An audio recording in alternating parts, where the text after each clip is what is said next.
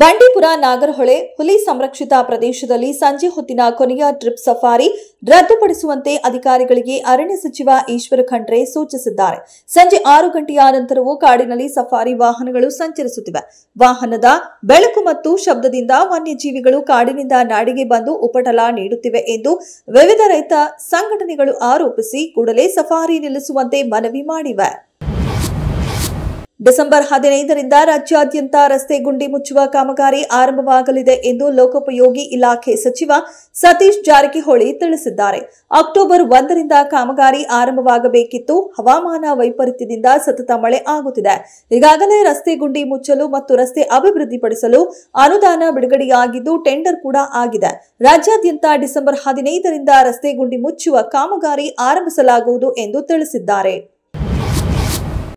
ರಾಜ್ಯದಲ್ಲಿ ಸಿಎಂ ಕುರ್ಚಿಗಾಗಿ ಕಾಳಗ ಶುರುವಾಗಿದ್ದು ಅದು ವಿಕೋಪಕ್ಕೆ ಹೋಗುತ್ತಿದೆ. ನವೆಂಬರ್ ಅಂತ್ಯಕ್ಕೆ ಕಾಂಗ್ರೆಸ್ ಕಿತ್ತಾಟ ತಾರ್ಕಿಕ ಅಂತ್ಯ ಕಾಣುವ ಮುನ್ಸೂಚನೆ ಈಗಾಗಲೇ ಸಿಗುತ್ತಿದೆ ಎಂದು ಬಿಜೆಪಿ ರಾಜ್ಯಾಧ್ಯಕ್ಷ ಬಿವೈ ವಿಜಯೇಂದ್ರ ಹೇಳಿದ್ದಾರೆ. ರಾಜ್ಯದಲ್ಲಿ ಏನ್ ಬೇಕಾದರೂ ಆಗಬಹುದು ಎಂಬ ಪರಿಸ್ಥಿತಿ ಇದೆ. ಮುಖ್ಯಮಂತ್ರಿಯವರ ಹೇಳಿಕೆಯನ್ನ ಆಡಳಿತ ಪಕ್ಷದ ಶಾಸಕರೇ ಒಪ್ಪಿಕೊಳ್ಳುತ್ತಿಲ್ಲ. ನವೆಂಬರ್ ನಂತರವೂ ಸಿಎಂ ಆಗಿ ಉಳಿಯುವ ಬಗ್ಗೆ ಸಿದ್ದರಾಮಯ್ಯಗೆ ವಿಶ್ವಾಸ ಇಲ್ಲ. ಮೊದಲು 5 ವರ್ಷ ನಾನೇ ಸಿಎಂ ಎಂದು ಹೇಳಿದ್ರು. ಈಗ ಹೈಕಮಾಂಡ್ ಸೂಚಿಸಿದ್ರೆ 5 ವರ್ಷ ಇರುತ್ತೇನೆ ಎನ್ನುತ್ತಿದ್ದಾರೆ ಎಂದು ಬಿವೈ ವಿಜಯೇಂದ್ರ ಹೇಳಿದರು.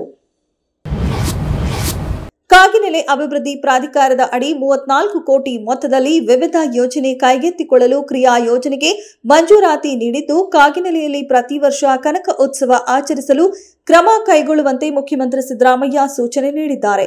ವಿಧಾನಸೌಧದಲ್ಲಿ ನಡೆದ ಕಾಗಿನೆಲೆ ಅಭಿವೃದ್ಧಿ ಪ್ರಾಧಿಕಾರದ 13ನೇ ಸಭೆಯಲ್ಲಿ 34 ಕೋಟಿ ವೆಚ್ಚದ ಯೋಜನೆಗಳ ಕ್ರಿಯಾ ಯೋಜನೆಗೆ ಮಂಜೂರಾತಿ ನೀಡಲಾಗಿದೆ. ಇದೇ ವೇಳೆ ಕಾಗಿನೆಲೆ ಅಭಿವೃದ್ಧಿ ಪ್ರಾಧಿಕಾರ ಹಾಗೂ ಕನಕ ಅಧ್ಯಯನ ಪೀಠ ಸಮನ್ವಯದಿಂದ ಕಾರ್ಯಕ್ರಮ ರೂಪಿಸಿ ಅನುಷ್ಠಾನಗೊಳಿಸುವಂತೆ ಸಿದ್ದರಾಮಯ್ಯ ಸೂಚನೆ ನೀಡಿದ್ದಾರೆ.